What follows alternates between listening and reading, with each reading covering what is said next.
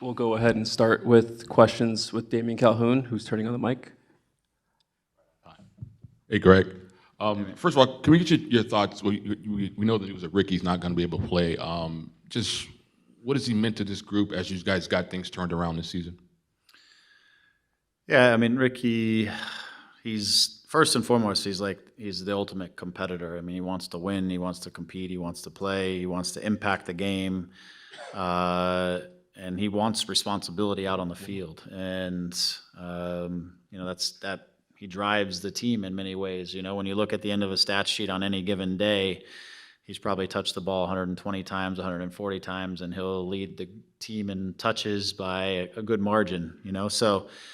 Because he again, like I said, he wants to win and he wants to impact the game, and so we'll miss that on the attacking side for sure. Is somebody who can just change the tempo of a game like this, and any play in any given moment can be the one that changes the game when you have a guy like Riqui, and because of his capacity to pull kind of plays off and do things like that. So.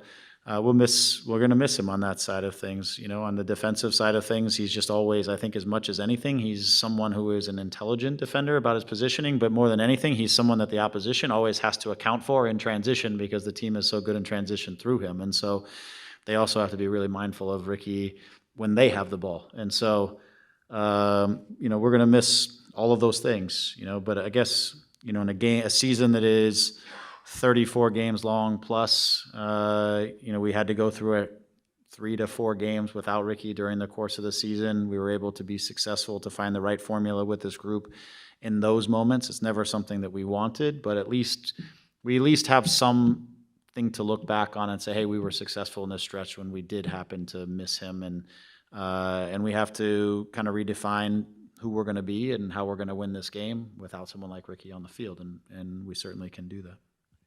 Like you said, you guys won, I think, 3 games without him, but it seemed that he had really taken his game up to another level Sure. over the last maybe month or so. And then Marco, Diego, and Mark are different players than Riqui. So how does that all factor into it? You could say that of every player in the league is a different player than Riqui. He's a unique player in what he does. So, you have to look a little bit more into sometimes the collective aspect of the game, where if you don't have the guy who's going to slip through the lines and change a scenario immediately individually, then you're going to have to talk about the speed in which the ball is moving, the solutions, the collective side of things.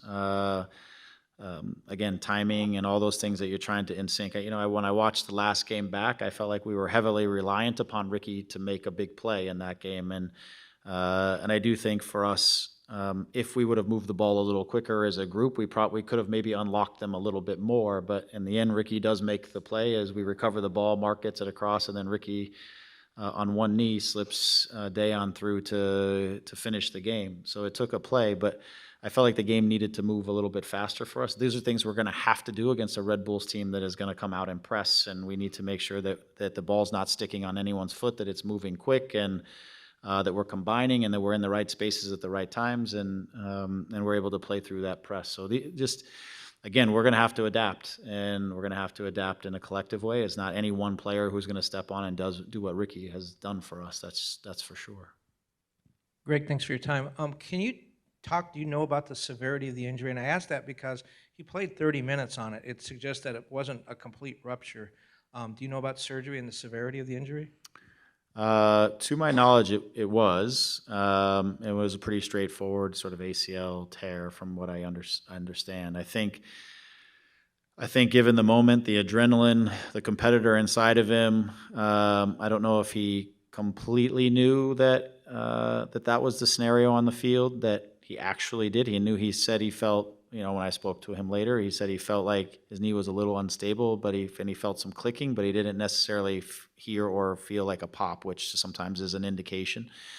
And so, yeah, when I watch it back now, because there's a lot of things inside the game that I miss in the game because I'm thinking about the collective group or how I want to fix the defending, and so I never, and because he went down and got up so quickly, I actually didn't even know that he had a knee issue. I knew he came into the game with a little bit of a quad issue, but was feeling okay. That I thought when he even came over to the sideline, I was so focused on organizing our defending, and when they were working on him on the side, I didn't even realize that they were looking at his knee or anything like that. So when I went back and watched the game, I cringed a lot more at his movements, and I was actually incredibly impressed at some of the ways that he was able to do things on one foot and protect the knee, but still execute play. It was extraordinary.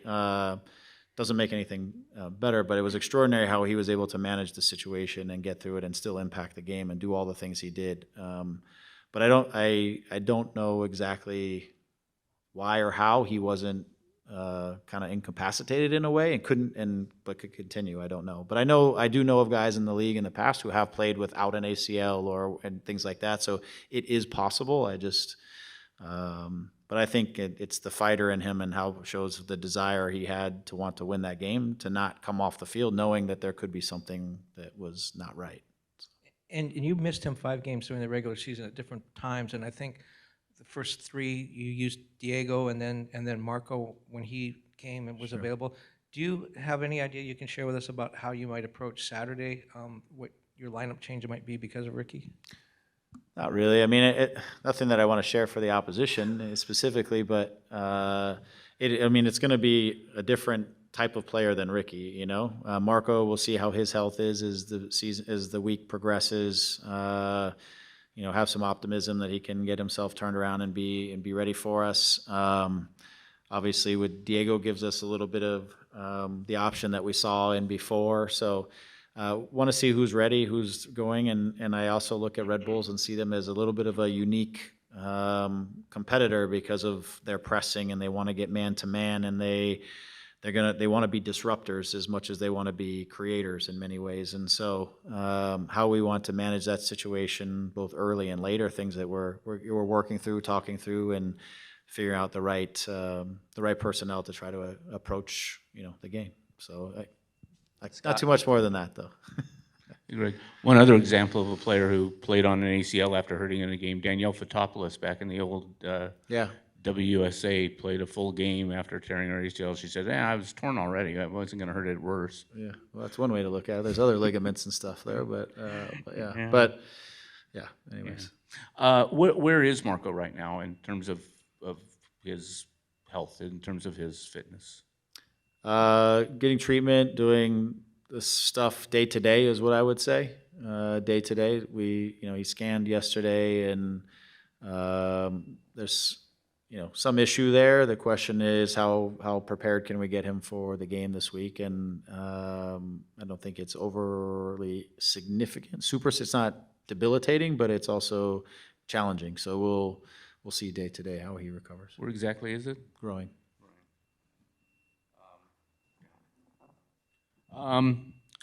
For Riqui, I mean, this is devastating. Oh, yeah. Yeah. How's he taking it, and just your thoughts on the emotion of it? Yeah, emotionally, he's devastated. I think that's the word. Obviously, like everyone, trying to see the positive things that you can, which are very few and far. But when I say that, it's I'm going to come back stronger, work hard, I'll get there. This is part of the game, those types of things. But to work as hard as he has and to care as much as he does about being in this moment, this is what he came here for, is to be in this game that's coming up and to win a championship. And that's what he's been driven and motivated by. And so you can imagine it's difficult. I haven't spoken to him, but obviously having missed a World Cup because of a last-minute injury, I understand a little bit the devastation that comes with it, and I hope to try to be a resource for him. But he, right now, his family's here too, and so he has a lot of support around him, which is a good thing. But it's hard. It's going to be hard for him, but he's going to be positive for the group. I can already see that in the messages he's sent the group. So he's there, and the group's going to want to fight for him on the weekend too, because he's certainly helped us to get here. Nikki? Greg, I know you touched on this after the match on Saturday, but where this club was when you came back in 2021 and where you are now, what does this moment mean to you? I am obviously I'm thrilled for just the project and the group and the club and the fan base and everybody who has over the years have set the standard for this organization, that this is the expectation, is to be in games like this, to win trophies and to win championships, to help to be a part of a group that's helped navigate us back to this point and find a group of players who have been able to manage sometimes the burden that comes with the legacy of a team like this and be able to own that and come out and compete. This group has attacked it from day one this season and hasn't been afraid of it or in awe of it and has gone for it. And I think that's one of the beauties of this group. And so I'm excited for the group for this opportunity. And now the objective here is to win it and really put the stamp on it and say you've been here, because a lot of it's been about the 6th trophy and rewriting sort of a new group of players and a new legacy for the organization. So we're one game away, and I think the group is locked in and they're focused and confident, and they're at home in front of the crowd and the fans. And so, and I'm appreciative to a lot of people who, when I took this job, they believed in the vision that I had put in front of them for the club and for the organization. And they said, we're signing on, and the words from them was, whatever you do, be relentlessly committed to your vision, and because we believe in it too. And so we've tried to stay to that, and that vision obviously takes new people come on, and you continue to evolve that vision, and you continue to look and find new ideas and new solutions, which Will and others who come on. Nobody's gone in a different direction. Everybody's added to where we want to be and how we want to get there, and that's how you get to places. And so, again, really excited for everybody involved and everybody who believed in the project from the beginning, and now we got to stamp it. And really quickly, have any of the other alumni or founding fathers, I guess, reached out to you over the past couple of days and shared their excitement for a possible number 6 here? Not a ton in the last few days. Kind of during the playoffs after the Colorado games, a few guys have reached out. So there's some that I'm close to over the years, or some that I know less well, obviously. But I'm sure over the course of this week there'll probably be more that will either be coming in town or around and whatnot. So I think their standard is probably you haven't won it yet, so you gotta. So we'll see. And we'll transition to Zoom. Thank you very much. We're going to start the Zoom portion of the availability with Miriam Swanson from the LA Daily News. You are welcome to ask a question. Hey, Coach, sort of following up on that, on the alumni tip, I wanted to ask you about Kevin and Dan, your former teammates turned coaching colleagues. And what about that? Could you hear it? Oh, hello? Yeah, sorry, I missed the first part of your question. Sorry. Just I want to ask about Kevin Hartman and Dan Kalishman, Okay. and your former teammates Yes. turned coaching colleagues. And Sure. what about that partnership works well? And is this run all a little extra sweet doing it with those guys? Yeah, I mean, Dan, Kevin, obviously Dan and I have been together now for, 11, 12 years, whatever it's been, in Toronto and then here.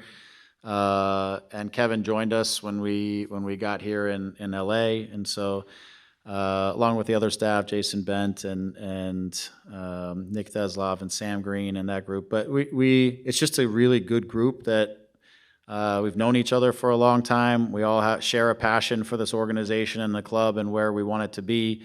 Again, share a vision, but we also have known each other long enough to challenge each other and to put the right questions in front of each other and support. I mean, at times we just we know each other well enough. We know where to fill each other's gaps and to help. And Dan is such he's a big personality out on the field and with the guys, and he drives some of the energy out there, and he's a big voice. He was Captain Dan in '96, and so he still has that demeanor and presence, with this group. And Kevin, with his goalkeepers, just so much knowledge, and he's calm and in the leadership and giving John and the guys what they need. But it's just a group that, again, the group gets along really well, and I'd say that across all of our departments, that we share a vision and everybody works to be the best in their space that they can be, and to provide support to the overall vision and direction. And and these guys are at the top of the list on that. Next, we'll go to Pablo Maurer, followed by Joe Lowry. Pablo. Hey, Greg. Thanks for making the time to talk today. I wanted to ask, obviously, the Galaxy and sort of the league's sort of banner franchise for so long, and I've kind of drifted astray a bit in the past 10 years, and the league has changed a lot as well. Obviously, you have other franchises, LAFC, Atlanta United, now Miami, kind of sharing the spotlight or taking it entirely. I wonder what you make of the Galaxy's current kind of footprint in MLS, and also, maybe what the potential is here if you guys do win to sort of begin to kind of claw back some of that relevance, and whether that even matters to you, honestly. Yeah. Look, I think as the league has grown, and it's always was going to, but it's grown now to what will be 30 teams next year and 29. And over the last 10 years, you've seen some clubs that have come in that have been extraordinarily ambitious. Some of the new ownerships groups are, and you mentioned some of them, are just extremely ambitious, and they're going out and trying to get the biggest and best players they can and to maximize, their budgets in every possible way, and their academies and everything else. And I think you're seeing the clubs that are doing that in a lot of ways are pushing the envelope. And over the course of the last 10 years, you've probably had 3 or 4 clubs set new records in terms of points per season or other things. And that's just, again, a tribute to these new clubs, and not new anymore, but the newer clubs that have come in and also challenged the clubs that have been staples, and also brought in fresh ideas and new ideas and finding ways to push the league forward. I think because we're such a young league, you need that from those clubs. And I think with the Galaxy and that stretch, found a lot of success originally being really the drivers in the league and understanding, pushing the DP narrative and getting those types of players here, and we're able to. And now I just genuinely believe that it's become a league that it's not just about big players and big name players. It's about having a team that really fits together. It's about having a scouting department that is on it and finds players who fit the vision of the way the club and the coaches want to play. And it's having a support system around and underneath, which is, there's so much data and sports science and everything that goes into it, that all of those departments and all of those things really have to connect and be as efficient as possible to be successful in our league. And there's still no guarantees when you get to the playoffs, because it's the way our playoffs is set up. As we see, anybody can beat anybody. So there's still a level of that, but at the same time, I think the overall standard in the league is continuing to be pushed over and over again. And when I came here, that was my objective with the people that we've been working with, not just me, but as the new coach, was to try to say, I think we need to build infrastructure in addition to build a team that fits a vision, and we need to have all the infrastructure around it to support that team if we want to get back to competing year in and year out and be a contender for championships year in and year out. And like I said earlier, there's been a shared vision on that and a commitment to it from top to bottom, and a lot of people who are very smart, around and in important positions, who've done great work. And so we've been able to get there, and it's allowed me to focus also on the team and the players and getting them what they need. And so I'm happy for us that we're here. And yes, I think it's important for our league that the LA Galaxy is in a position or in some type of pole position and a leader in this league, because of the legacy and history and the name it has around the world, because of its success, but also because of players like David Beckham, who came and have expanded that fan base well beyond just the United States. So I think it's important that we're here. I'm happy for our group, and now we've got one more game to do it, and then we've got a lot of time to have to be sustainable in that too. It can't just be about 1 year. So. Thank you. We'll go to Joe Lowry next, followed by Tom Hindle. Joe? Greg, Joe Lowry from backheel.com. Thank you for taking time to do this. Really appreciate it. Earlier, you referenced the Red Bulls pressing man-to-man. I'm curious, what are the things, whether it's maybe a forward checking into midfield or a vertical run in behind one of their center backs, what are the things that, if you're seeing them from your team on Sunday at halftime or full-time, that will mean that your squad is doing a good job of exploiting that man-oriented defensive approach from the Red Bulls?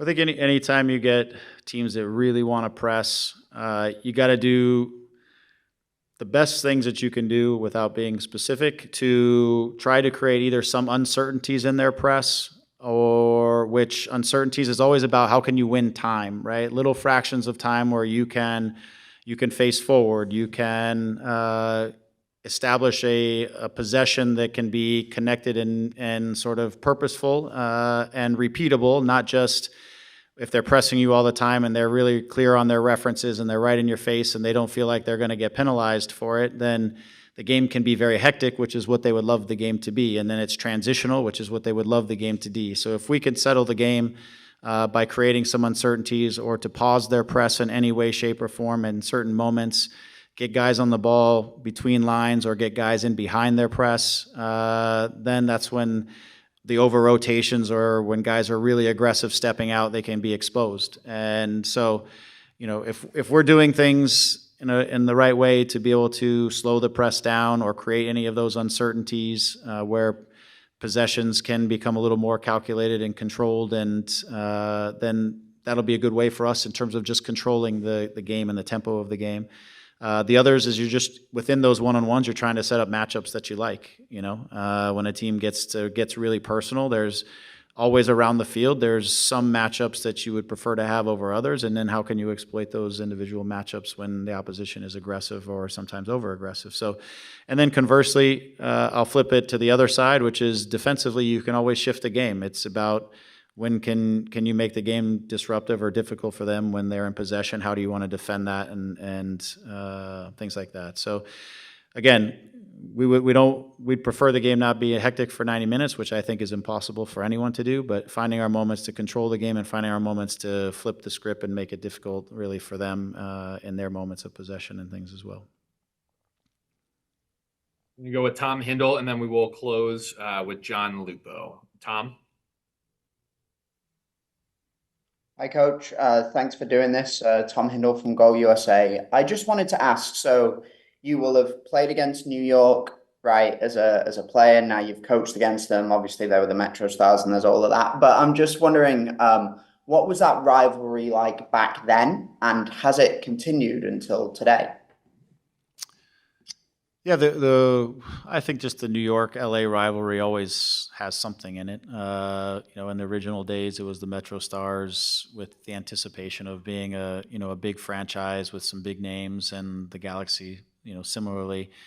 Because we're in different conferences, we don't face each other a ton, and usually it's never been in a final, right? So it's always been just kind of a whether it's the first game of the MLS here, I think we played them, right? In 1996, the first Galaxy home game was against New York, or there's probably been a 4th of July game here or there along the way, potentially, but never in a scenario like this. But always, I think the New York-LA rivalry is always there, but we just haven't had these big moments like we have this weekend that have driven that rivalry. And I always think that the games have to have a lot of emotion behind them for a rivalry to really exist inside of that. So there's an opportunity for that. I think also they've evolved a lot from being when they were the Metro Stars to now the vision that they have in the version of the Red Bulls, which is a really aggressive and dynamic way of doing things. And having faced them many times in Toronto,